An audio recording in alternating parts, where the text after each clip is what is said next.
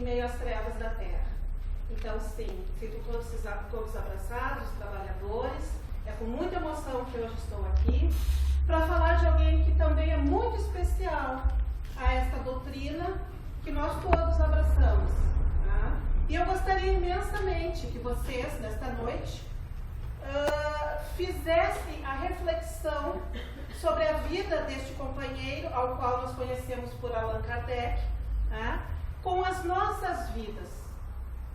Este irmão tinha uma missão bastante importante para a humanidade. Mas todos nós não deixamos de ter também pequenas missões, por isso nós reencarnamos. Tá? Tudo na sua devida proporção e tamanho e condições. Tá? Então, a história desse irmão que nos sirva para reflexão sobre por que nós estamos aqui. Por que passamos por dificuldades? Será que não merecíamos uma vida mais tranquila, melhor? Que conclusão nós chegaremos? Então vamos lá. Allan Kardec, a missão. Eu peço aos irmãos que agora, neste momento, tentem se reportar a 18 de abril de 1857 e imaginar a cena. Embora a primavera se mostrasse generosa em Paris, aquele dia amanhecera coberto com algumas nuvens. Era sábado, e quem se dirigisse à livraria Dentu, na Galeria d'Orléans, poderia observar que 2 homens descarregavam uma carroça de livros novos, que haviam chegado da tipografia. Era bem cedo, o dia mal raiara, e um dos trabalhadores abriu um dos pacotes e pegou, está errada, desculpe, um dos exemplares. Livro dos Espíritos? Já não estamos fartos desse tipo de literatura? O colega respondeu: não esta obra. Esta é diferenciada de todas as outras pela profundidade como aborda o tema. Segundo a senhora Dentu, que era dona da livraria onde estava chegando a primeira edição do Livro dos Espíritos. Com certeza, estes 2 irmãos nesse diálogo não tinham a real clareza da riqueza do que estava em suas mãos. 18 de abril de 1857. Aí está o Livro dos Espíritos, a obra ao qual se ampara, se baseia toda a doutrina espírita. Não esquecendo que o Pentateuco, ou seja, as demais obras, todas saíram do Livro dos Espíritos, que foi desmembrado para que nós tivéssemos Evangelho, Livro dos Médiuns, Céu e Inferno. Então, é um livro só, de estudo, perguntas e respostas. Os demais foi o desmembramento deste livro tão rico que nós temos em nossas mãos hoje. Era uma época, meus queridos, de efervescência intelectual em Paris. Nós temos que relembrar, eu adoro história, que se nós analisarmos cronologicamente a história de como a França chegou a berço das artes e intelectualidade até hoje, foi todo um processo programado pelo plano espiritual. E aí nós temos figuras ilustres, como Joana d'Arc, que como mulher enfrentou uma guerra para tirar a França de domínio de estrangeiros, porque a programação espiritual era que a França tinha que voltar a ter um rei francês, porque futuramente seria o berço das artes e da intelectualidade. No futuro, teria que abrigar naquele solo o encarne de uma pessoa muito especial, que mudaria as vidas de muitas pessoas.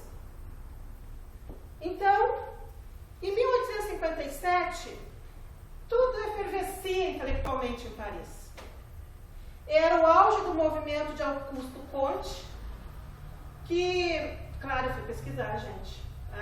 Fui aos universitários saber quem foi Auguste Comte, mais propriamente meu filho, e ele me explicou o quê?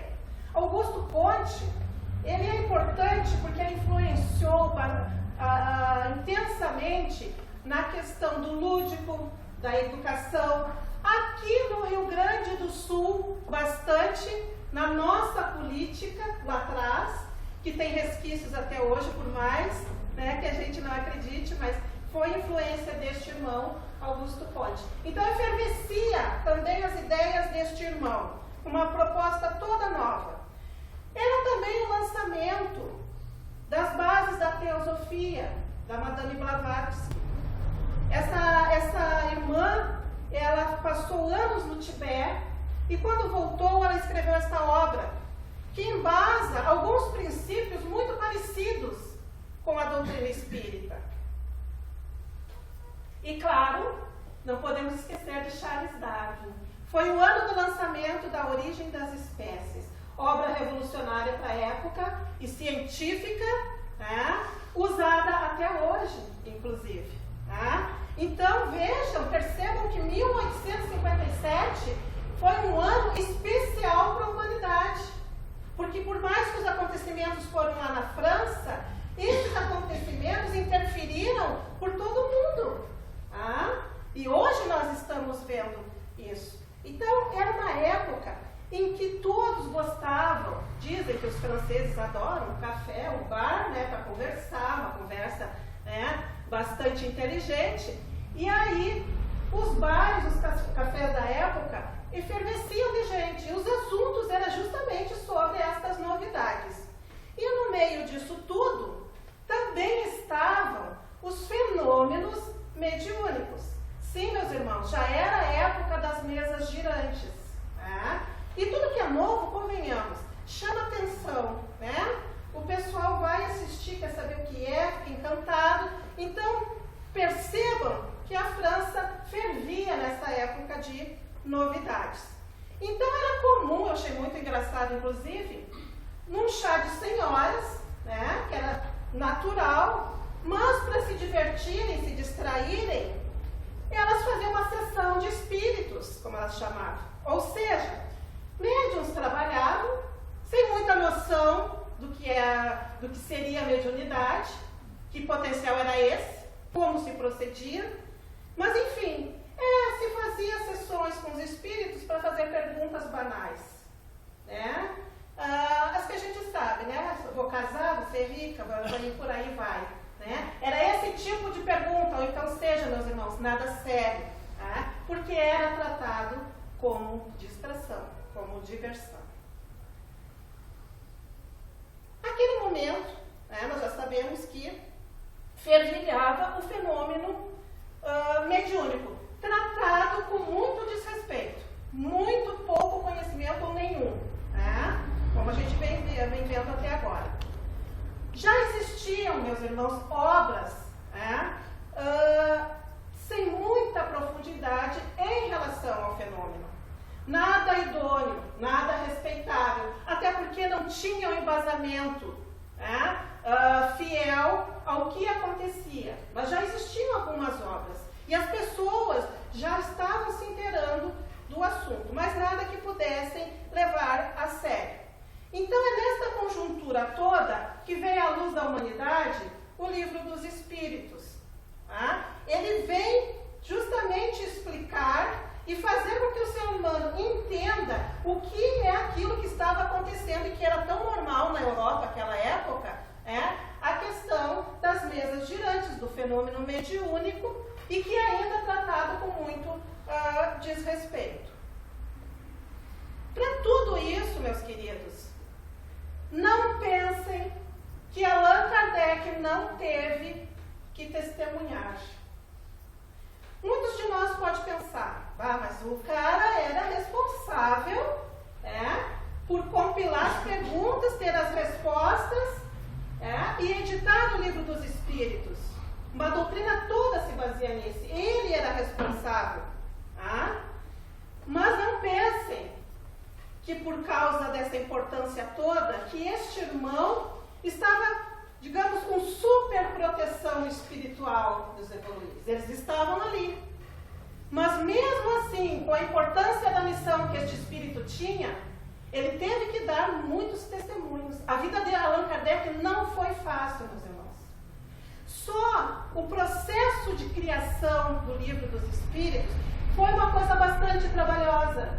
Que eu duvido, hoje, 2015, que algum ser humano se propusesse a ter a mesma preocupação, a mesma dedicação, a mesma fidelidade e vencer. Porque os embates foram grandes. Foram grandes, meus irmãos. O processo de criação do Livro dos Espíritos, ele levou 15 meses. 15 meses. Aí vocês podem pensar assim, até que não foi muito tempo. Mas naquela época não tinha computador para digitar, não tinha máquina de escrever. Acho que não tinha ainda, né, gente? Eu estou perdida lá no... Eu sei que ano foi lançada a máquina de escrever, mas não tinha. Era tudo próprio punho.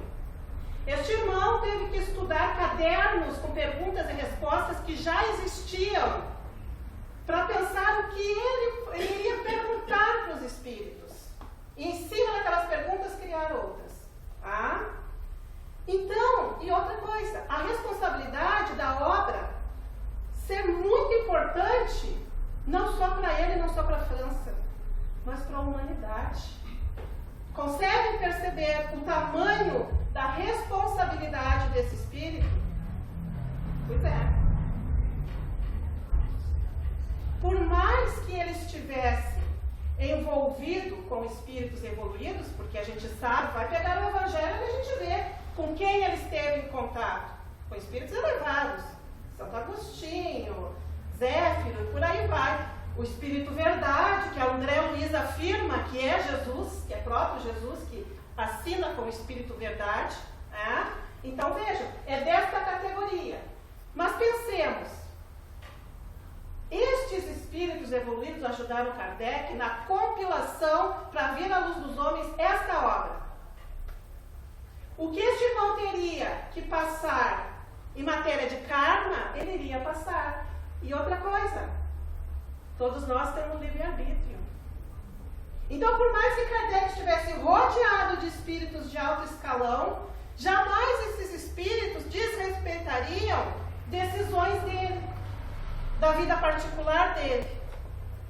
E muito menos impediriam transtornos que seriam educativos para ele e dificuldades. Estes espíritos vieram a incentivar Kardec a fazer um trabalho sério, devido à importância do trabalho. Tanto é que ele se preocupa em criar um método de pesquisa todo próprio, que vai envolver, além da pesquisa, o diálogo com esses espíritos. Esta metodologia usada foi criada por ele. E principalmente com bases da psicologia, da filosofia e também da ciência. Então, sim, podemos dizer que Kardec usou um método científico para criar o Livro dos Espíritos? Sim, usou um método científico, filosófico, da psicologia. E aí, culminou com esta obra atemporal, porque se nós formos olhar Livro dos Espíritos hoje, 2015, nós vamos ver. É uma obra que não envelheceu e nem pode e nem vai envelhecer. Vocês não acham que foi muito bem pensada, muito bem organizada, para uma obra ser atemporal, ser muito atual, aliás, em 2015? Sim. Mas vejam só. O plano espiritual, que respeita imensamente o nosso livre-arbítrio, as nossas escolhas, por mais que lamentem, às vezes, diante das nossas decisões equivocadas, eles pensaram, bom, Allan Kardec é que foi preparado para esta missão.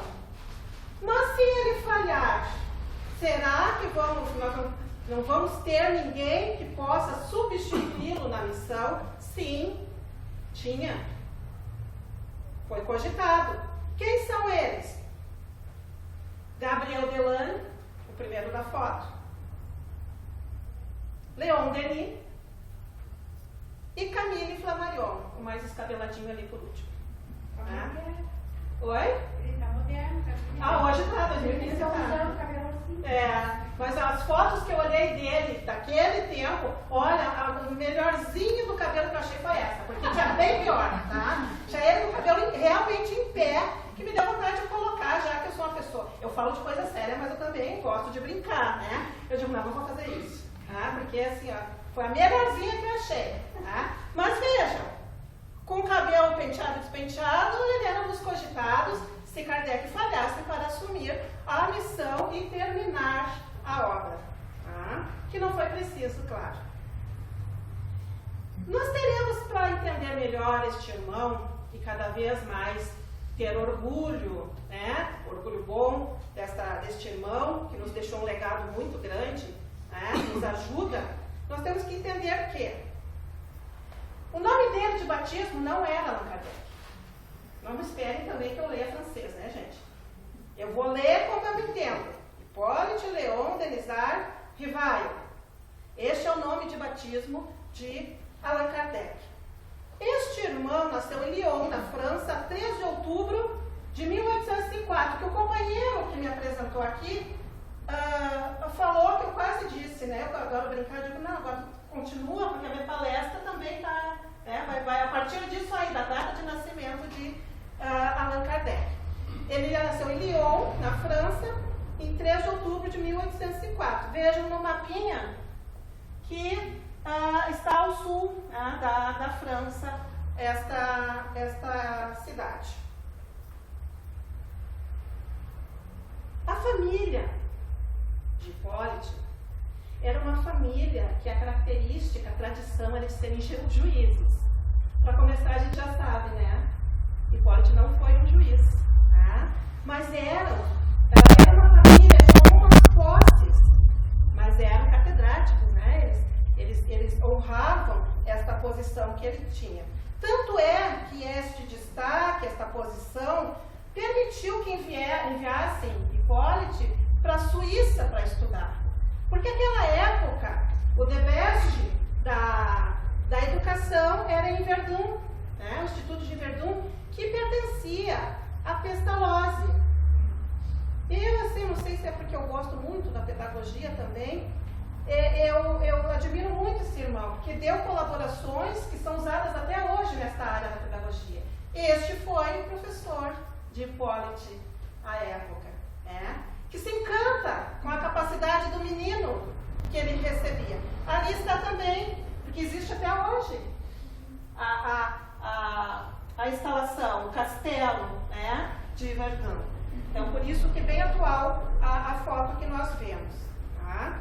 Então, desde cedo, Hippolyte apresenta uma inteligência e desenvoltura notáveis. Ele se diferencia a tal ponto dos demais que Pestalozzi se sentia muita vontade para assumir outros compromissos e deixar Hippolyte ou Rivail, melhor, né, dando aula em seu lugar. Inclusive, para turmas onde os alunos eram mais velhos que ele. Imaginem o potencial, né, de inteligência deste irmão. Tá? E, claro, ele vai tornar-se professor. Tá? Aí muitos perguntam, mas por que se o nome dele de batismo é Hippolyte Léon Denisard Rivail e no Livro dos Espíritos está assinado Allan Kardec? Primeiro, temos que saber, este irmão teve muitas obras didáticas de ensino publicadas. São, se não me engano, em torno de 20 livros didáticos editados com o nome de batismo dele. Quando ele recebe a missão de criar o Livro dos Espíritos, ele vai usar um pseudônimo, um apelido, porque a primeira obra não é dele, é dos Espíritos. Ele foi o meio. A obra não é dele. E para separar a vida acadêmica dele, profissional, daquela nova pesquisa que ele estava fazendo. E numa dessas reuniões, ao qual ele começou a frequentar, Zéfiro se apresenta a ele brincando. Eu gostei muito do Zéfiro, quando eu li isso na revista da Encarnação. Eu digo, viu, o Zéfiro é igual a Tânia, agora dá pra brincar, né? E aí Zéfiro brinca com ele e não entende. Zéfiro é o espírito. E aí conta. Nós tivemos uma vivência junto, nós do povo celta, ao qual você se chamava Allan Kardec. E aí, Kardec tem a ideia, vou assinar o Livro dos Espíritos como Allan Kardec. Tinha que colocar, né? Então colocou Allan Kardec, para separar totalmente a sua vida profissional daquela obra que realmente não era dele. Tá? Este irmão ele veio a se casar com Amélie Gabrielle Baudet e nós sabemos que eles não tiveram filhos. Até porque conta-se que Kardec já contraiu um matrimônio em idade um pouquinho já avançada. Né? Inclusive a irmã ao qual ele se casou, ele desposou, ela era mais velha que ele. Tá? E não tiveram filhos.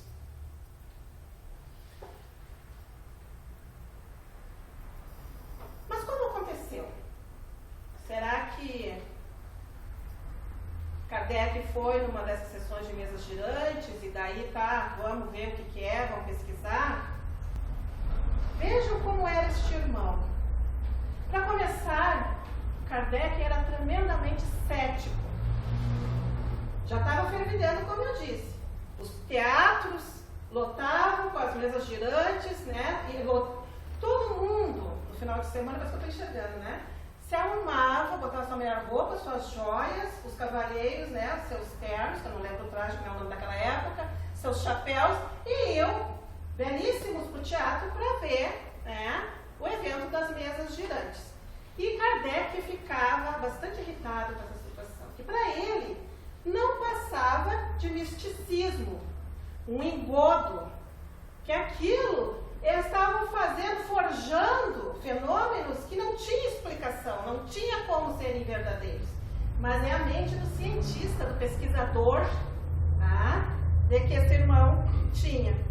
Mas, como todos nós temos um amigo do coração, tá? Eu tenho, tá? Kardec também tinha. O senhor Fortier. O senhor Fortier estava deslumbrado com as mesas girantes, com os fenômenos. E a ligação dos dois começou porque Fortier, ele estudava o magnetismo.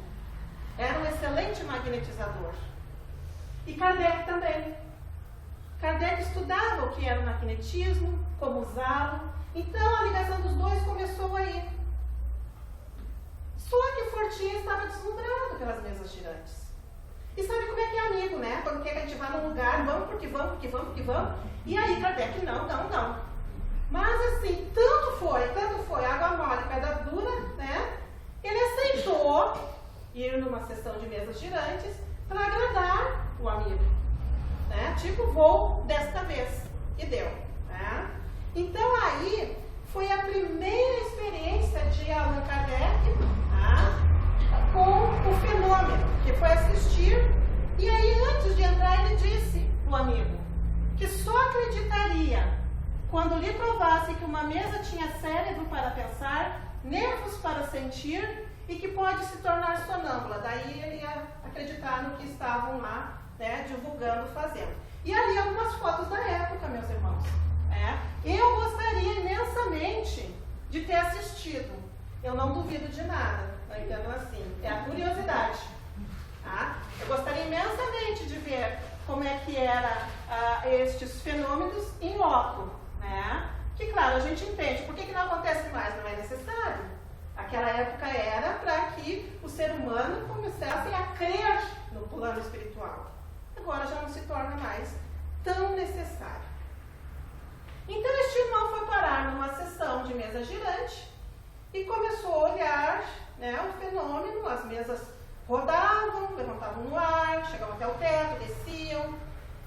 E ele começou a pensar, mas deve ter algum fio transparente que faz com que, e roldanas, que faz com que as mesas se desloquem. Ele foi lá, tocou, percebeu que não havia nada. Isso intrigou o irmão. E aí, ele vou investigar. Foi aí que se aproximaram os espíritos responsáveis pela codificação do livro dos espíritos e propuseram este trabalho sério que nós conhecemos. Mas falemos das dificuldades que esse irmão passou. Porque é a grande intenção desta noite. Quais foram as dificuldades que ele enfrentou e hoje as dificuldades que nós enfrentamos? Claro, tudo na sua devida proporção, mas as nossas vidas, a gente está cansado, porque são as dificuldades, são os problemas, são os embates, e aí assim a gente pode pensar que essas criaturas notórias, ilustres, importantes para nós, que a vida deles foi fácil. Não foi, pelo contrário. Vamos a algumas dificuldades que esse irmão passou. Além dos 15 meses de trabalho, quando ele pensou que estava tudo bom, primeira edição do Livro dos Espíritos, ele se preocupa, será que é isso mesmo? E aí ele começa a fazer exaustivamente aos espíritos as mesmas perguntas. Só que em outro sentido. Inteligente, né, gente? Porque para ter a veracidade da resposta, ele criava a mesma pergunta com outras palavras para ver se a resposta seria igual. E aí ele começou a fazer isso tudo novamente. Quando estava pronto, o que acontece? O Espírito Verdade, que André Luiz diz que é para o próprio Jesus, pede a Allan Kardec que revise tudo. Sabem o que é isso? Fazer tudo de novo. Neste processo de revisão, foi pedido que muitas coisas delas fossem tiradas e outras colocadas. Mas pensem, meus queridos, a primeira edição do Livro dos Espíritos tinha só 501 perguntas. As 1019 que nós conhecemos com perguntas e respostas foi um trabalho feito depois da primeira edição. Então, não foi desde a primeira edição 1019 perguntas. Era menos da metade. E uma trabalheira tremenda. Então, para a segunda edição, Kardec já mais maduro, mais experiente, no processo, aí vai aumentar as perguntas e aí sim culmina no que nós temos hoje como Livro dos Espíritos. Materialmente, por mais que este irmão tenha vindo de uma família consideravelmente de posses, ele vai ter uma vida simples. Ele prima por isso. Até porque, como professor, dá vontade de rir, né, gente? Hoje se queixam ainda, mas naquela época os professores já não ganhavam bem, tá? Pensem e reflitam. Já não ganhavam bem naquela época, tá? Então, a coisa apertou tanto que ele dava aulas particulares para o orçamento ficar um pouquinho melhor. Sempre com a ajuda da esposa. Diz que a esposa era muito companheira. Abraçava tudo com ele. Então ele dava aulas particulares para o orçamento aumentar um pouquinho. Mas imagine, Kardec, com a formação que ele tinha, a educação que ele recebeu, ele era conhecido pelos colegas intelectuais, pelos acadêmicos da época. Imagine quando ficaram sabendo que ele estava lidando com o fenômeno mediúnico, mesas girantes. Isso aí é coisa de gente ignorante. Foi o que ele ouviu dos seus colegas. Que ele desistisse, que ele era uma vergonha para a academia.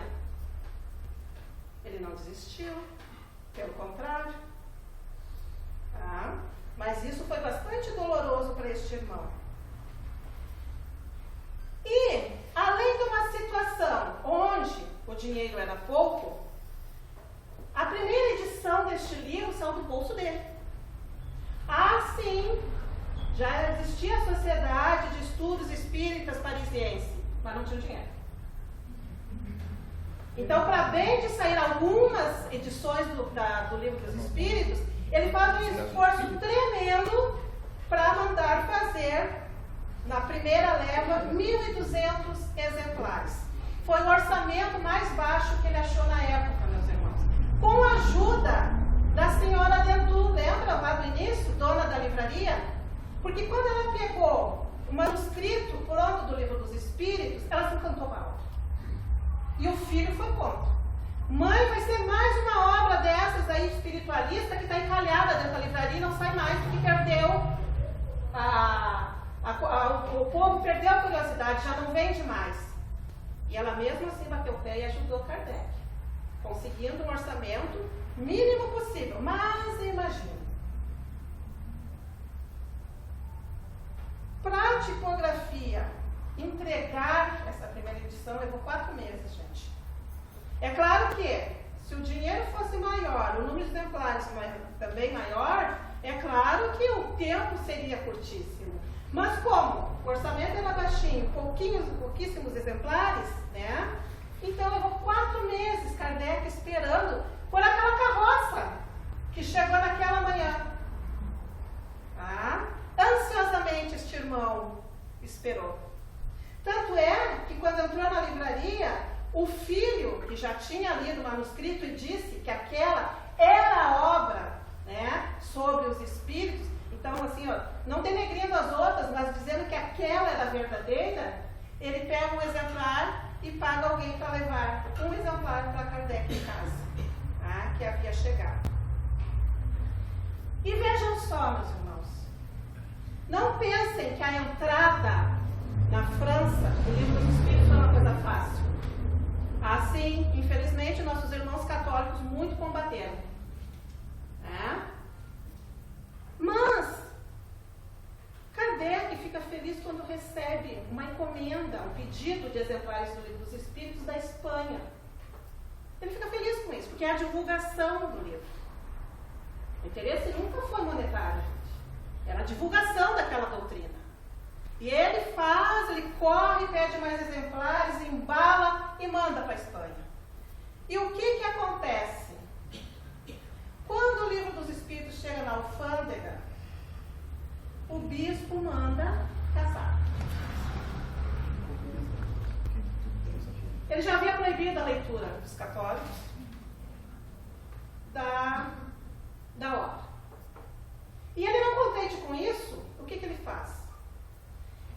Ele manda fazer uma fogueira no meio da praça de Barcelona e queima os livros.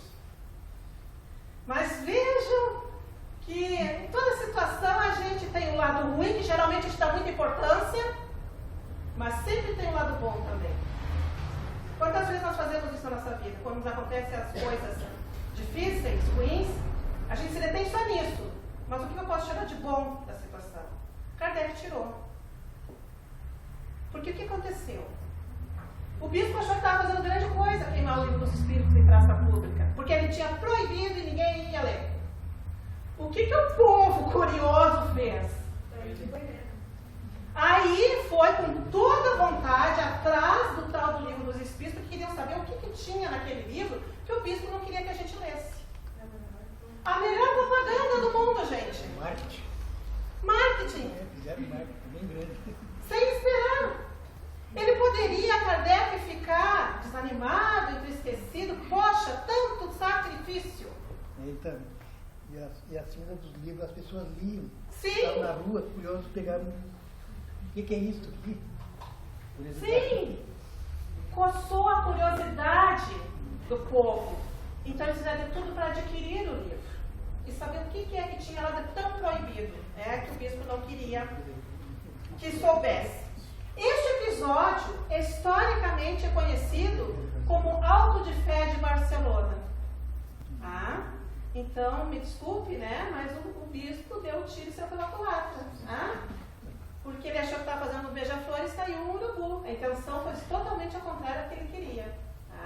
Porque se vendeu bastante após o episódio da queima do Livro dos Espíritos em praça pública. A desencarnação deste irmão, vejam bem, Ele teve uma vida difícil, uma vida simples, claro, rodeado por espíritos bons, evoluídos. Eu hoje de tarde, estudando mais um pouquinho, e fiquei tentando imaginar, olha a minha petulância também, né? Assim como se eu fosse Kardec, na hora que o Espírito Verdade chega perto para intuí-lo, que a André Luiz diz que é Jesus, eu fiquei imaginando, fechei os olhos e fiquei imaginando, se Jesus viesse me intuir alguma coisa, eu não sei como é que eu reagiria, sinceramente. Mas que apesar de ter a presença de Jesus, de outros espíritos do bem e evoluídos, este irmão padeceu sim. E não pensem que a desencarnação dele não foi algo tranquilo, porque não foi. Este irmão, ele veio a falecer em 31 de março de 1869, em Paris. Aliás, vejam, esta é o túmulo dele, visitado, né, por pessoas do mundo todo. Aliás, saibam que há pouco tempo, agora, devido ainda à intolerância religiosa, o túmulo de Kardec foi violado. Que, claro, se tomaram as providências, tudo porque o cemitério é conceituado. Tem muitas pessoas ilustres que foram enterradas ali. Hoje de tarde me detive a ler uma listagem que não nos interessa, mas é interessante, mas ele foi violado. Aos 65 anos, trabalhando em sua residência. Foi assim que esse irmão desencarnou. Ele estava trabalhando de chinelinho, com o seu hobby, que naquele tempo era chique, né? Os homens usavam pijama, botavam o lenço no pescoço, botavam o hobby e o seu chinelinho. E ele estava trabalhando. Quando o caixeiro veio bater na porta para lhe entregar uma encomenda, era entre 11 horas e meio-dia, 12 horas, ele caiu fulminado por um aneurisma cerebral. Não deu para fazer nada. Ele já caiu morto, gente. Aos 65 anos de idade. Percebam que a missão de Kardec foi em pouco tempo. O que é tocante ao livro dos Espíritos. Houve uma preparação enorme desse espírito, e quando ele recebe a missão, é em curto espaço de tempo. Porque no que ele termina, ele desencarna. Ali tinha cessado a missão dele. Aqui veio. Com total êxito, meus irmãos. E aí ele foi sepultado no cemitério Père Lachaise, na divisão 44. Não sei porque achei importante botar a divisão. É que nem o nosso aqui, que é quadratal, não sei o que, não sei o que, não sei o que. Divisão 44. Tenho conhecidos que foram à França, eu nessa encarnação jamais, não disponho de posses, mas se tiveram a ir visitar o túmulo de Kardec e não sabem se sugestionados ou não, diz que dá uma emoção muito grande. Que a vibração, você passeia por todo o cemitério, mas quando chega ao túmulo de Kardec, a vibração é diferente. Andamos como quiser. Diz que bate uma emoção, muitos choram, e é um túmulo visitado por quase todos que vão à França. Interessante, né? Então, aí encerra essa sua missão com total êxito. Vamos refletir um pouco. Será que nós estamos executando a nossa missão dignamente? Será que tem esse esforço nosso hoje, 2015? Como eu disse lá no início da fala, há um porquê de nós estarmos neste momento, nesta encarnação. Há um propósito, há planos, há metas a serem alcançadas. Não estamos aqui, meus irmãos, a passeio, para a diversão. Eu estou falando isso para mim ouvir também, tá? Infelizmente, o nosso processo evolutivo ainda é pela dor. Mas não desanimem. É a dor que vai fazer com que nós aprendamos finalmente. E depois de aprendido, nós vamos adiante. Sem mais aquele sofrimento. Mas a questão é, meus queridos, como nós estamos enfrentando os nossos sofrimentos, as nossas dores? Com revolta, duvidando de Deus, sem fé, ou resignados, conscientes que nós temos coisas a serem acertadas, conscientes da finalidade de estarmos aqui? Será que nós somos realmente bons? Será que nós fazemos todo o bem que realmente nós poderíamos? Pensemos. Será que eu não faço só o básico, porque sou espírita? E por incrível que pareça, quando nós nos dizemos espíritas, é como isso fosse um peso, porque qualquer atitude, espero que tu faça algo a mais. Mas será que eu faço sempre esse algo a mais?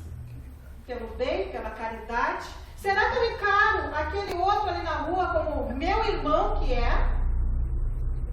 Nós somos muito bons em julgamentos. A sociedade está violenta. A gente vê a morte violenta, o crime, o estupro e por aí vai. A doença. E a gente olha essas criaturas equivocadas e quem de nós, o primeiro pensamento emitido não é de raiva e de condenação? Será que a gente de pronto se preocupa em uma oração a estes perdidos que são filhos de Deus também como nós? Quem de nós faz isso? São questionamentos que nós temos que nos fazer. Nós ainda estamos, infelizmente, num patamar de admirar a missão dos outros e pensar que, eu não tenho uma missão dessas. Quem sou eu? É muito confortável pensar assim, meus irmãos. Nós não temos a missão da grandiosidade desse irmão, mas nós temos missões, cada um de nós. Ser bom pai, ser boa mãe, boa esposa, bom esposo, bom filho, correto, honesto, trabalhador, quantas coisas. Pensemos, meus queridos. Em vez de só admirar a vida de Jesus, a vida de Kardec, a vida de Madre Teresa de Calcutá, de Gandhi, quem mais? Não lembro de todos agora, quem mais? Chico Xavier, obrigado. O próprio Divaldo, que está aí na encarnação ainda. Martin Luther King. Em vez de admirar, cantar-se com essas histórias, eu tenho uma história a ser cumprida, a ser escrita ainda, com o meu livre-arbítrio. E quem disse que irmãos evoluídos não estão a nosso redor, torcendo por nós, nos intuindo, nos aconselhando? E quantas vezes nós fechamos os nossos ouvidos para os bons conselhos? Porque é difícil, a tarefa às vezes é difícil, e a gente prefere fechar. Vocês querem a prova? Pelo menos um, com certeza, está sempre à nossa volta e é mais evoluído que nós. Nosso anjo de guarda. Nosso guardião, protetor espiritual, como quiser. Este é mais evoluído do que nós. Imagine só, gente. A Tami já é destrambelhada. Se o anjo da guarda da Tami vai ser destrambelhado também, não dá certo. Então, com certeza, nossos anjos de guarda são mais elevados que nós. E olha, nós damos trabalho para estes irmãos. Sabem, meus queridos, que muitas vezes eu estou deitada em minha cama, assistindo alguma coisa, às vezes me vem pensamentos não tão elevados, e aí eu digo, opa, fico com vergonha, porque só está eu dentro do quarto, mas o meu protetor provavelmente está ali junto, né? Eu digo, opa, né? Então, quem disse que nas nossas boas intenções e atitudes não estão estes elevados ao nosso redor? Vamos lá, tanto. Segue adiante. Força, coragem, resignação, paciência, amor. Nós também temos a convivência com estes. Mas será que é estes que eu quero ao meu lado? Será que eu me esforço para ter esses ao meu lado? Pensemos, meus irmãos.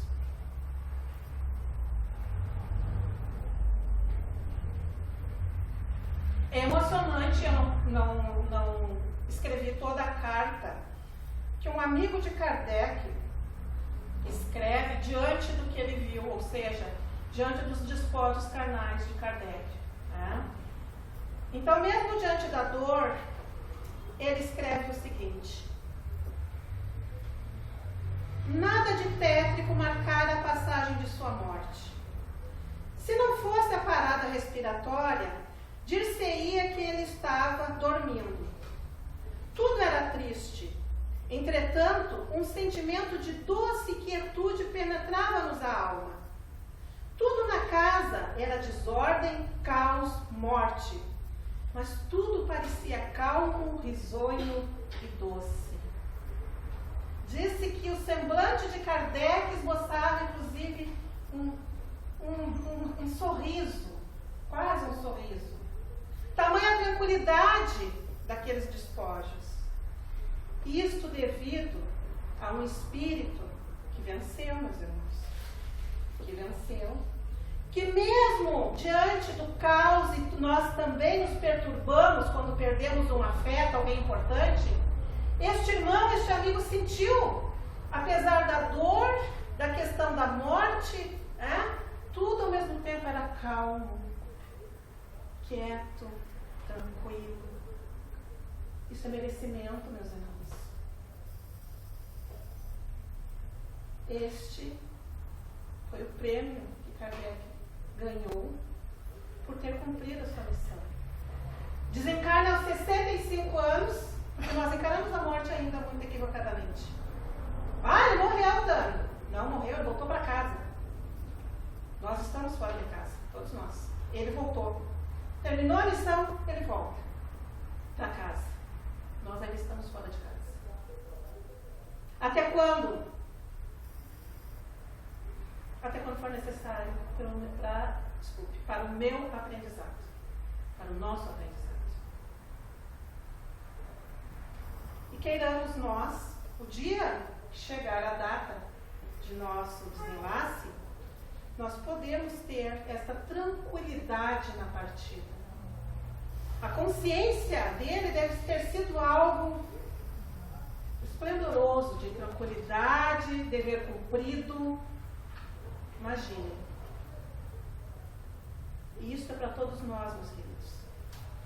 Porque Deus não faz distinção entre nós. Veio Jesus, veio Kardec, veio todos estes que nós já citamos e tantos outros que a gente esqueceu. Mas para Deus, nós somos todos iguais. Com as nossas missões a serem cumpridas, o Pai aguardando e nos amando. Então, meus queridos, muito obrigada pela oportunidade. A minha fala foi intuito histórico, adoro história, mas tire a reflexão da vida desse irmão para as nossas vidas. Há tempo, o que eu posso fazer? Pensemos. Muita paz e o meu muito obrigada.